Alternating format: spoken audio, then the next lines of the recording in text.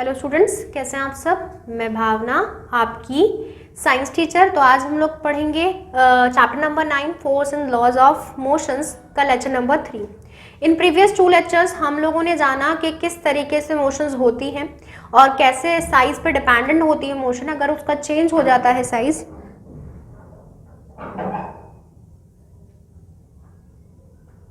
अगर उसका size change हो जाता है तो वो मोशन पर डिपेंडेंट होती। तो ये हम लोगों ने जाना था।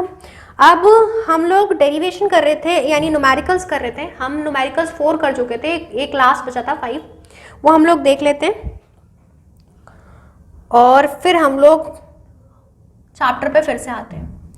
5 में न्यूमेरिकल में आपको दे रखा है वेलोसिटी और टाइम में एक ग्राफ दे रखा है जिसमें उन्होंने बॉल का मास बोला है m, दे रखा है आपको 20 ग्राम। ग्राम के बाद इन्होंने बोला है कि सेकंड का चार्ज दे रखा है कि वो एच से स्टार्ट हुआ, और किस में दे रखा है आपको, वेलोसिटी और टाइम में। ठीक है, वेलोसिटी जब उसकी 20 रही होगी तब हमारे पास टाइम रहा होगा 10। ओके, तो अगर मैं बात करूं बच्चों, मैंने 0 से स्टार्ट किया, माना 0 से हम लोग कहाँ पे पहुंचे, 0 से हम लोग पहुंचे ये वेलोसिटी दे रखी है, वेलोसिटी अपॉन टाइम तक। तो अगर मैं एक्सेलरेशन निकालूं तो एक्सेलरेशन होगी मेरे पास initial condition to final condition. Initial condition is what, initial condition is v minus u over t. ठीक है, तो टाइम मेरे पास क्या है कि मेरे पास 0 माइनस फाइनल पोजीशन है 20। तो अगर मैं इसको कैलकुलेट करूं अपॉन 10 के हिसाब से तो ये आएगा मेरे पास माइनस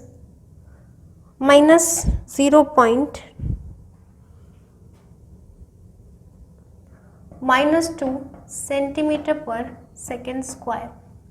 ओके, और अगर मैं इस सेंटीमीटर को कन्वर्ट करूं मीटर में तो 1 centimetre equals to 100 metre. So this is what, this is minus 0.02 centimetres थे हमारे पास, अभी मीटर में हो गया, मीटर पर सेकेंड स्क्वायर। ये मेरे पास एक्सेलरेशन आई और इन्होंने हमसे क्या पूछा था, इन्होंने हमसे ग्राफ्स के अनुसार एक्सेलरेशन पूछा था। सो सिंपली हमने इसे डेरिवेट कर दिया और हमारे पास आंसर आ गया। तो आपका न्यूमेरिकल पोर्शन हमारे सेकेंड लॉ ऑफ मोशंस के खत्म हो चुके हैं। नाउ हम लोग चलेंगे थर्ड लॉ ऑफ मोशन में। तो बच्चों हमने तो पढ़ी थी फर्स्ट लॉ ऑफ मोशन में, हम लोगों ने जाना अगर वो स्टेशनरी में तो स्टेशनरी में रहेगा, लेकिन अगर हम लोग उसको किसी तरीके से मोशन प्रोवाइड करा देते हैं तो वो मोशन में आ जाएगा। फिर हम आए सेकंड मोशन पे, सेकंड लॉ ऑफ मोशन पे, जिसमें हम लोगों ने जाना force is equals to ma, mass into acceleration, और उसी के हमने कुछ क्वेश्चंस भी करे। नाउ अब हम लोग आएंगे थर्ड लॉ ऑफ मोशन पे।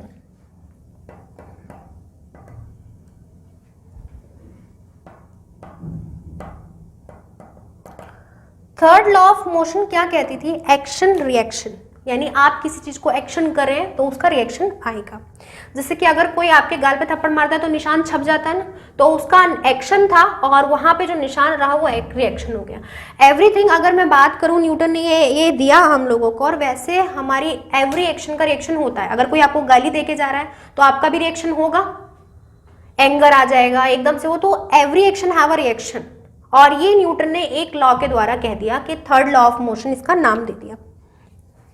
तो इन्होंने कुछ आपको एग्जाम्पल्स दिखा रखे हैं, जैसे कि हम लोग अगर गन से शूट करते हैं तो बुलेट्स बाहर जा रही है, ये क्या एक्शन है, और हमारे पीछे भी इफेक्ट करती है, दैट इज रिएक्शन, यानी एक्शन रिएक्शन।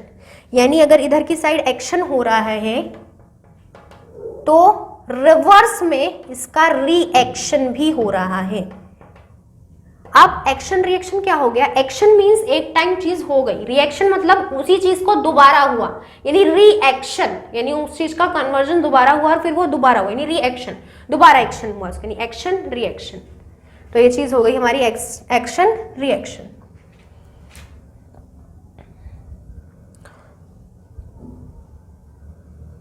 तो इसमें आपको कुछ एग्जांपल्स दे रखे थे, अब देखते हैं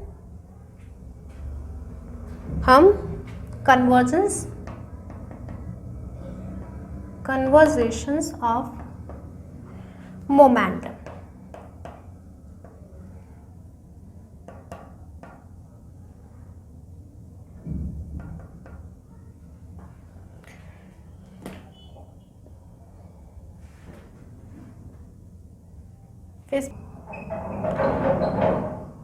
कन्वर्जेशंस ऑफ मोमेंटम, यानी कि कंजर्व करना मोमेंटम को। यानी क्या होता है कि अगर हमारे पास दो पार्टिकल्स हैं और उनके पास अपनी अपनी क्या है, अपना अपना मास है, अपना अपना वेलोसिटी है, तो अगर हम बात करें उन्हें कन्वर्जेशंस मीन्स क्या होता है कि एक चीज़ की सेम क्वांटिटी आना, यानी कोई भी चीज़ हो उसकी सेम क्वांटिटी आ जाए, दैट इज कंजर्व। वो आपको कंजर्व कर रहा है, बोला ना कि हमने खाया, हमने एनर्जी उसकी यूज़ कर ली, दैट इज कि हमने उसे कंजर्व कर लिया। इन हम लोग बात करें इन डेली लाइफ्स में भी हम लोग कन्वर्जेंस की बात करते हैं कि वो कंजर्व हो गया, कन्वर्जेशंस हो गया। तो इसी तरीके से बोला गया है, इन्होंने आपको दिया है कि इन्होंने बोला है कि suppose two objects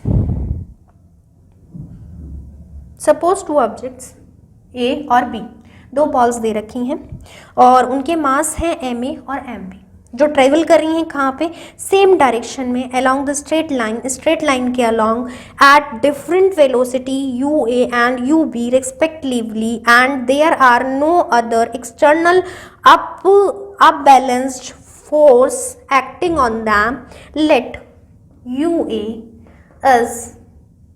is greater than to UB.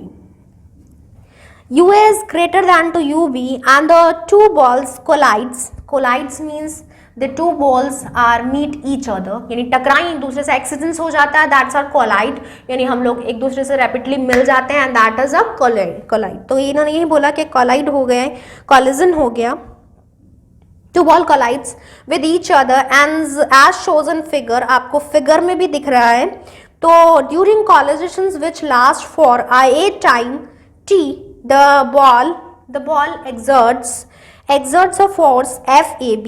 तो बच्चों इसकी फोर्स अलग रही होगी, इसकी फोर्स अलग रही होगी, लेकिन जब ये मिल गए दैट इनकी फोर्स भी क्या हो गई, कोलाइड हो गई आपस में।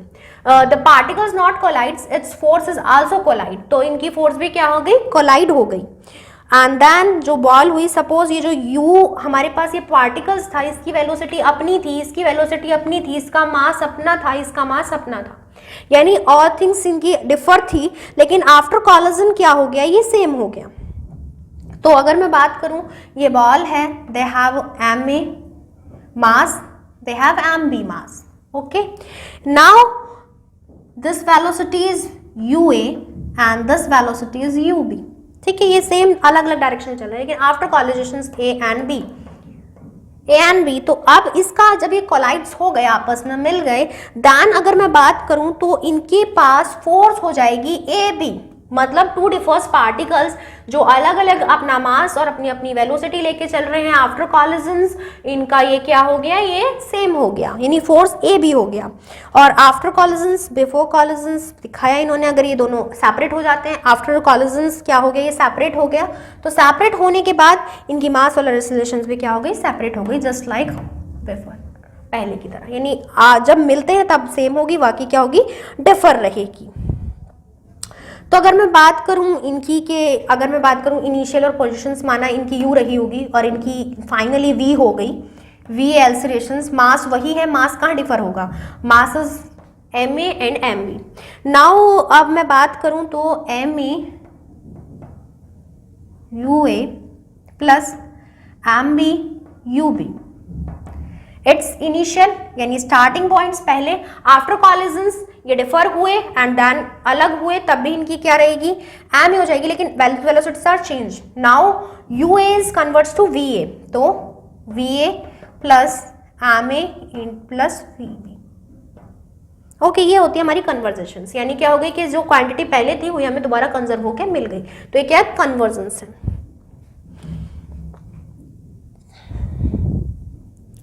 इन्होंने आपको एक एक्सपेरिमेंट दिखा रखा है बॉल का, बैलून का, कि बैलून जल रहा है और वो आगे जा रहा है, और एक ट्यूब दिखा रखी है बर्निंग होते हुए, तो कंस्टेंटली बर्न होगी, तो वो क्या होगा कि उसमें जो वाटर है अंदर, तो वो बर्न हो जाएगा, यानी वो वार्म हो जाएगा। अब हम लोग देखते हैं इसका एक न्यूमेरिकल,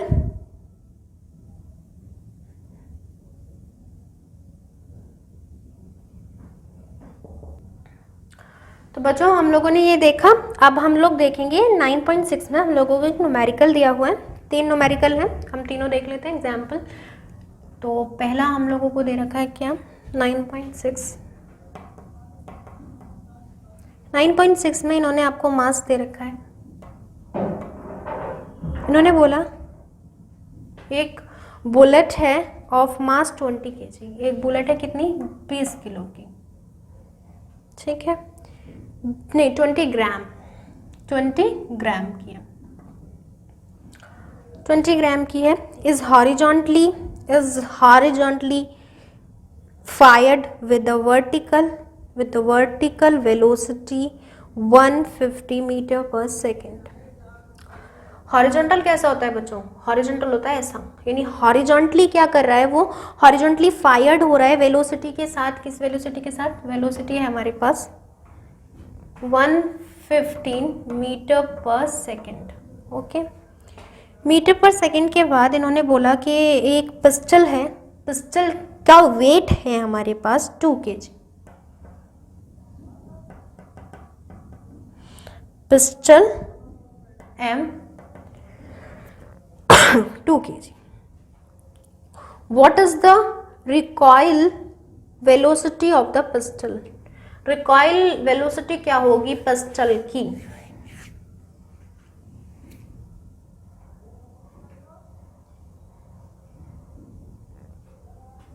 ठीक है, तो अब मेरे पास ये 20 ग्राम है, तो अगर मैं बात करूं ये मेरे पास कितनी है 2 kg। या तो बच्चों मैं इसे चेंज कर लूँ या मैं इसे चेंज कर लूँ, क्योंकि क्या है मेरे पास बुलेट की तो ये दे रखी है 20 ग्राम और पिस्टल की दे रखी है 2 kg, तो अगर मैं निकाल भी लेती हूँ तो मुझे काफ़ी प्रॉब्लम होगी। लेकिन अभी तक जो मैंने पढ़ी है kg मीटर पर सेकेंड में, ठीक है, तो kg पर मीटर पर सेकेंड स्क्वायर का, तो मैं इसे ही चेंज करूँगी। तो मैं अगर बोलूँ मैं बुलेट को लूँ तो बुलेट का मेरे पास मास दे रखा है कितना 20 ग्राम, जो कि अब क्या हो गया 1000 से डिवाइड करने के बाद 0.02 kg।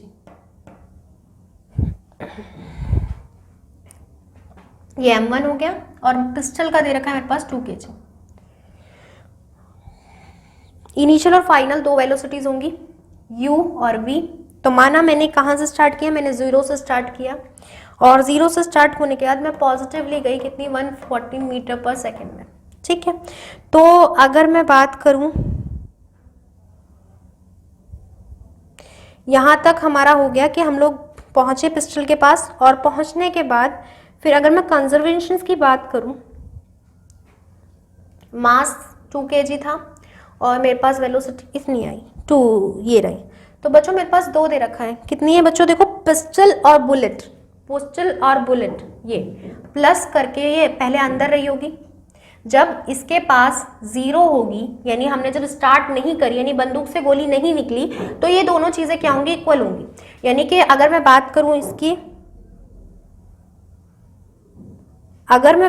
इसके मास की, तो मास होगा 2 kg इंटू 0.2 kg, 0.02 kg, और वेलोसिटी क्या रही होगी 0, और ये क्या होगी मेरे पास मोमेंटम यानी P, टोटल मोमेंटम, तो ये रही होगी। तो ये अगर मैं बात करूं तो यहाँ पे क्या होगी, टोटल मोमेंटम 0 रही होगी। और अगर मैं बात करूं बच्चों दूसरे वाले की, तो दूसरे में मैंने देखा मेरे पास कितनी आ गई थी, वेलोसिटी ये आई थी, और मेरे पास वेलोसिटी के साथ साथ 0.02 kg थी, और मेरे पास 150 kg वेलोसिटी थी, प्लस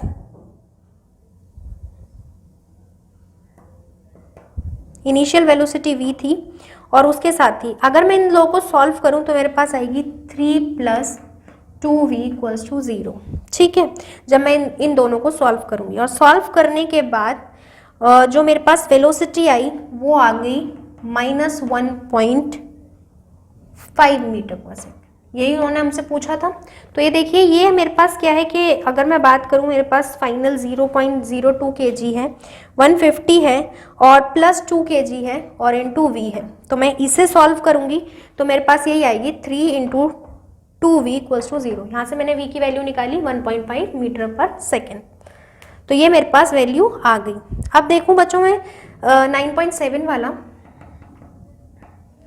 9.7 में मेरे को मास दे रखा है, मेरे को कितना 40 kg का, ठीक है। वर्टिकली हॉरिजॉन्टली दे रखा है कितना, 5 मीटर पर सेकेंड स्क्वायर, वेलोसिटी दे रखी है मीटर पर second on two in cards. फिर मेरे को मास दे रखा है दूसरे का कितना, 3 kg, और इन्होंने बोला है क्या, अनबैलेंस्ड है, अनबैलेंस्ड है। तो अनबैलेंस्ड है तो सिमिलरली जैसे हमने इसे करा हम इसे कर लेंगे और इसकी वैल्यू हम लोग कैलकुलेट करके बता देंगे, ठीक है। तो इसने हम लोग को ये दे रखा था कंजर्वेशन में। तो इसके बाद हमारी बच्चों वो दे रखी है एक्सरसाइज, तो वो एक्सरसाइज आप लोग करके देखना, सेल्फ से हो जाएगी आपसे। तो ये चैप्टर हम लोगों का फिनिश हो चुका है। तो हम लोगों ने इसमें पढ़ा force and laws of motion में हम शुरुआत से पढ़ा कि फोर्स, और अगर मैं बात करूँ फोर्स की, तो मैं अगर किसी चीज़ को फोर्स प्रोवाइड करा रही हूँ तो उसका साइज चेंज होगा, या तो स्प्रिंग हमारा स्पैंड आउट हो जाएगा या फिर बॉल हमारी अंदर हो जाएगी। तो दो चीज़ों का चेंज हो सकता है। या फिर अगर मैं बात करूँ फोर्स के बाद ये इनिशियल और फाइनल कंडीशन चेंज होती है, यानी इनिशियल ये है तो फाइनल कंडीशन कुछ ना कुछ मेरे पास वैल्यू आनी चाहिए, तो ये मेरी क्या कहलाएगी, मेरी फोर्स कहलाएगी। फिर मैंने फोर्स के बाद हम लोग गए बच्चों बैलेंस्ड एंड अनबैलेंस्ड। बैलेंस्ड जो बिल्कुल बैलेंस्ड है, अनबैलेंस्ड में क्या है कि मैंने जैसे कि एक इंक्लाइन प्लेन ले लिया और मैंने उस पर बॉल डाली, आफ्टर सम टाइम्स वो मैंने उसे इतनी एक्सीलरेशन दी कि वो हाफ पाथ तक पहुंचे। हाफ पाथ तक पहुंचने के बाद ही वो रिवर्स्ड होने लग जाएगी। क्यों? क्योंकि उसकी जो पोजीशन है वो बैलेंस्ड नहीं है, वो इंक्लाइंड है, दैट्स वाई वो क्या हो जाएगी, रिवर्स आने लग जाएगी। तो ये हम लोगों ने इस लेक्चर्स में पढ़ा और फिर हम लोगों ने जाना कि किस तरीके से हम लोग चीज़ों को कंजर्व कर सकते हैं, यानी कि हम लोग आए फिर फर्स्ट लॉ ऑफ मोशन पे। फर्स्ट लॉ ऑफ मोशन ये कहती थी कि अगर कोई चीज़ क्या है बिल्कुल स्टे मोशन में, यानी कि वो कोई चेंज नहीं कर रही या कुछ नहीं कर रही, रेस्ट पे है तो वो रेस्ट पे रहेगी, लेकिन अगर मैं उसे मोशन प्रोवाइड करा देती हूँ तो वो मूव करने लग जाएगी। तो उसके बाद मैंने पढ़ा movement of inertia. Movement of inertia का एक फॉर्मूला होता है वो mass into velocity. Mass into velocity हमारा मूवमेंट ऑफ इनर्शिया होता है। और उसके बाद हम गए सेकेंड लॉ ऑफ मोशन पे। सेकेंड लॉ ऑफ मोशन में हम लोगों ने पढ़ा बच्चों कि हमारी फोर्स की डेरिवेटिव होती है। मैंने मूवमेंट ऑफ इनर्शिया लिया, फाइनल रिलेशन कंडीशन ली और उसे एमए में कन्वर्ट कर दिया, और इधर जब मैंने टाइम लिया तो वो फोर्स में हो गया movement of inertia, change in time में। तो F is directly proportional to M में आ गया। फिर मैंने उसको कांस्टेंट हटाया तो के आ गया। यहाँ से मैंने उसकी वैल्यू भी डिफाइन कर दी कि इसकी यूनिट क्या होगी। 1 न्यूटन इक्वल्स टू क्या आया, केजी मीटर पर सेकेंड स्क्वायर। इसके बाद हम लोगों ने करा मूवमेंट के बाद हम लोगों ने करा third law of motion. Third law of motion क्या कहती थी, every action have a reaction, यानी हर जो भी एक्शन कर रहा है उसका कुछ रिएक्शन होगा, जो हमने लेक्चर नंबर 3 आज ही पढ़ा, एक्शन रिएक्शंस पढ़े। एक्शन रिएक्शंस के बाद हम लोगों ने बच्चों किया एक्शन रिएक्शंस के बाद हमने पढ़ा कंजर्वेशंस। कंजर्वेशंस ऑफ मोशंस क्या कहती थी कि जो भी है, यानी आफ्टर कोलिजन्स दोनों की अलग अलग हैं, लेकिन जैसे ही वो कोलाइड हुआ या कोलैप्स हुआ तो उसकी फोर्स क्या हो गई, एफ ए बी हो गई, यानी एफ ए बी हो गई। और जब वो डिफर हुए तो वो अलग होने के बाद दोनों की चेंज हो गई, अलग अलग पोजिशंस हो गई और फिर उनकी कंजर्वेटिंग आ गई। अगर मैं बात करूं बच्चों, मैंने निकाली थी क्या, movement of inertia M A होता है, एम वी होता है, तो एम वी इक्वल्स टू ए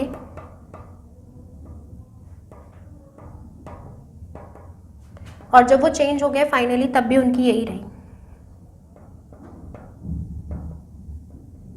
अगर मैं इसे निकालूंगी तो इसकी वैल्यू 0 आ जाएगी। तो कन्वर्जेशन क्या हो गया कि मैंने कोई काम करा और वो कंजर्व हो गया एक तरीके से, तो वो क्या हो गया, कंजर्व हो गया। तो यही हम लोगों ने देखा, कंजर्व हो गया यानी 0 आ गई।